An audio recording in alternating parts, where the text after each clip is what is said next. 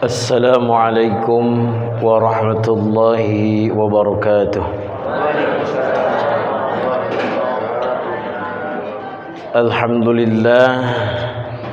Alhamdulillahi rabbil alamin, wassalatu wassalamu ala asyrafil anbiya'i wal mursalin, Sayyidina wa maulana Muhammadin wa ala alihi wa sahbihi ajma'in, amma ba'd.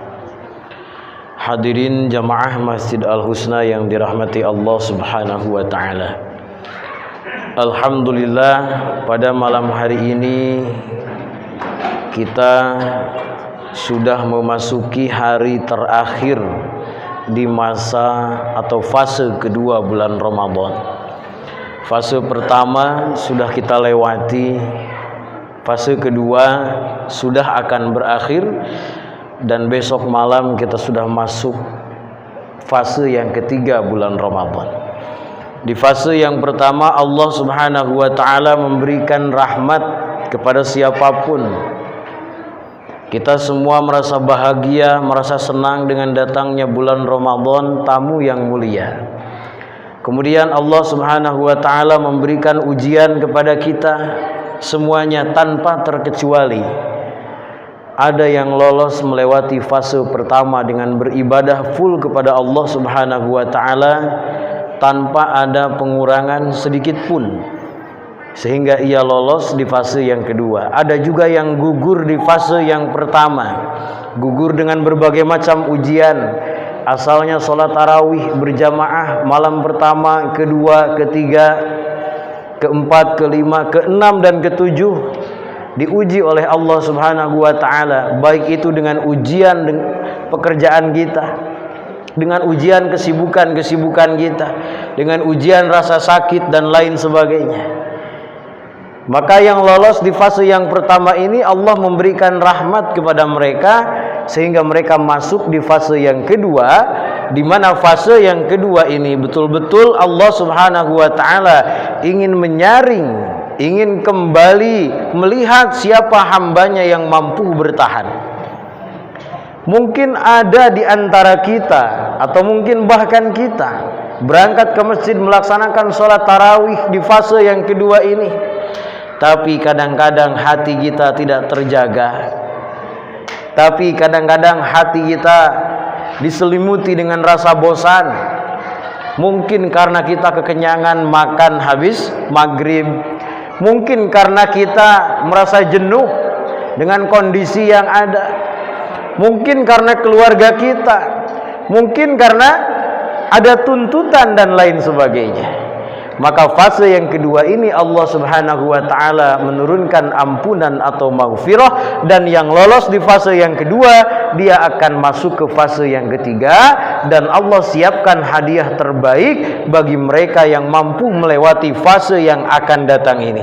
Apa hadiah terbaik yang Allah berikan kepada mereka? Yani idkum minan nar, dijauhkan dari api neraka. Jadi mereka yang lolos di fase yang pertama, fase yang kedua, fase yang ketiga, itulah sejatinya pemenang dengan datangnya bulan Ramadan.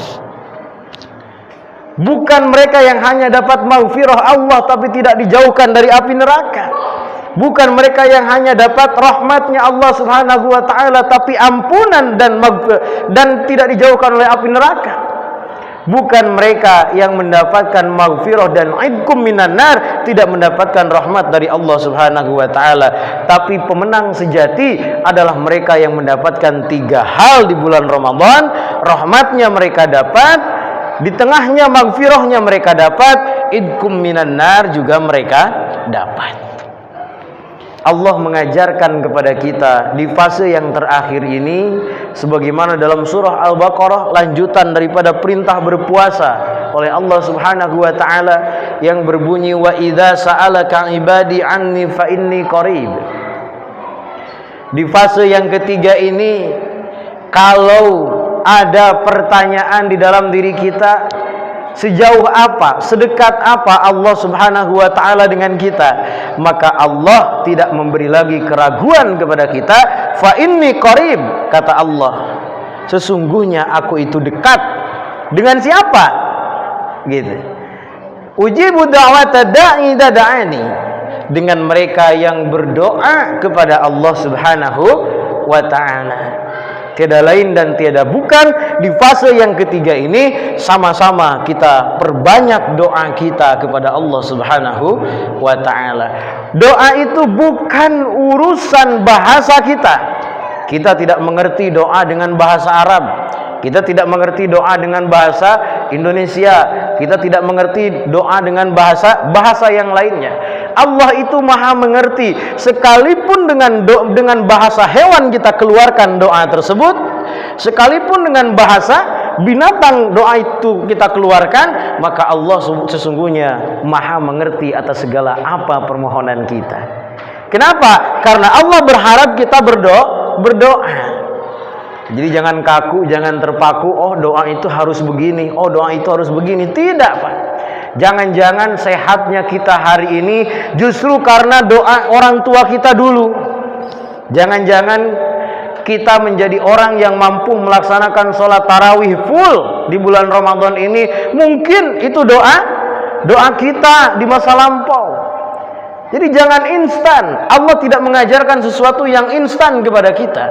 Hari ini kita berdoa, bukan berarti hari ini juga doa kita dikabulkan oleh Allah Subhanahu wa ta'ala. Hari ini berdoa, pasti Allah akan mengabulkan doa kita. Kapan? Itu urusan Allah Subhanahu wa ta'ala. Mungkin 5 tahun yang akan datang, mungkin 10 tahun yang akan datang. Begitu. Nah, karena doa ini perintah Allah Subhanahu wa ta'ala. Ud'uni astajib lakum, kata Allah, berdoalah kalian semua kepadaku, maka aku akan mengabulkan semua permintaan kalian semuanya. Begitu kata Allah Subhanahu wa ta'ala. Jadi jangan bosan untuk berdoa, jangan patah semangat karena doa kita hari ini tidak dikabulkan oleh Allah. Jangan minder karena kita sudah berbulan-bulan berdoa kepada Allah tapi Allah belum mengabulkan doa kita. Ingat, tidak ada satupun doa yang tidak dikabulkan oleh Allah. Semua doa itu dikabulkan oleh Allah Subhanahu wa ta'ala. Yakin, hakul yakin, semua permintaan kita itu pasti akan dikabulkan oleh Allah Subhanahu wa ta'ala. Hanya saja waktunya, hanya saja kapan doa tersebut dikabulkan oleh Allah, kita tidak ada yang tahu semuanya. Mungkin hari ini kita punya anak yang solih dan solihah, itu berkat doa kita dulu 20 tahun ke belakang, begitu. Mungkin hari ini kita dapat pekerjaan atau kasab yang halal, yang berkah, bisa jadi itu karena doa orang tua kita dulu yang sering bermunajat kepada Allah agar memiliki keturunan yang diberikan kesehatan, keberkahan, begitu, rezeki yang halal dan baik dari Allah Subhanahu wa ta'ala. Nah, hadirin yang dirahmati Allah Subhanahu wa ta'ala, maka di malam-malam terakhir di bulan Ramadan, sama-sama kita perbanyak munajat kehadirat Allah Subhanahu wa ta'ala, karena ini kesempatan bagi kita. Tidak ada satupun yang bisa menjamin kita bisa bertemu kembali dengan Ramadan yang akan datang. Tidak ada satupun orang yang bisa memberikan sebuah jaminan kita bisa bertemu kembali dengan 10 hari terakhir bulan Ramadan di masa yang akan datang. Oleh karenanya kita semua anggap kesempatan emas ini hanya satu kali datang kepada kita, sehingga kita bersungguh-sungguh di dalam berdoa kepada Allah Subhanahu wa ta'ala. Berdoalah, bermunajatlah selagi kita mampu berdoa, maka insya Allah sekali lagi Allah Subhanahu wa ta'ala akan mengabulkan doa-doa kita.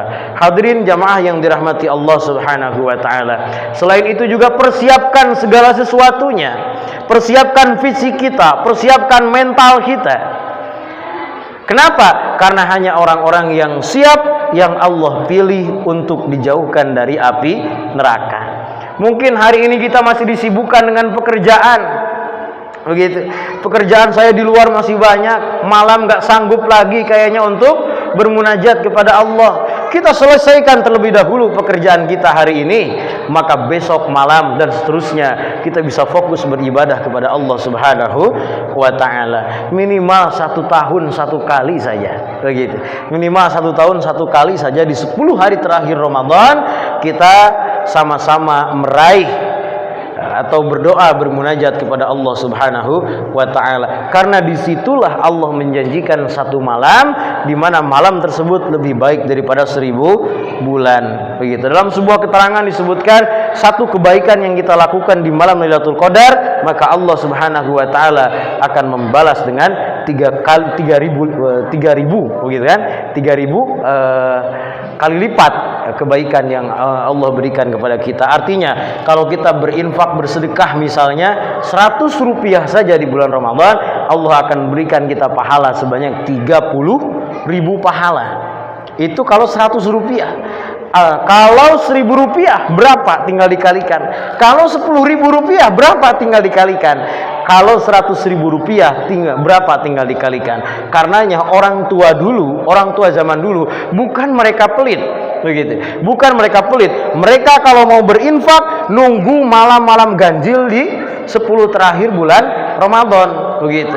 Siapa tahu gitu dari sekian malam ganjil itu satu malam diantaranya masuk dalam hitungan malam Lailatul Qadar, begitu. Jadi jangan sampai kalau di malam ganjil itu Pak, terutama sebenarnya malam ganjil atau bukan malam ganjil, jangan sampai kita tidak berinfak, begitu ya.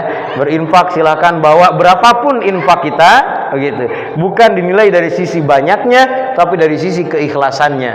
Nah, dari sisi keikhlasan kita, percuma kita berinfak bersedekah banyak-banyak tapi dalam hati kita masih tidak ikhlas, pulang ke rumah masih ingat terus, begitu.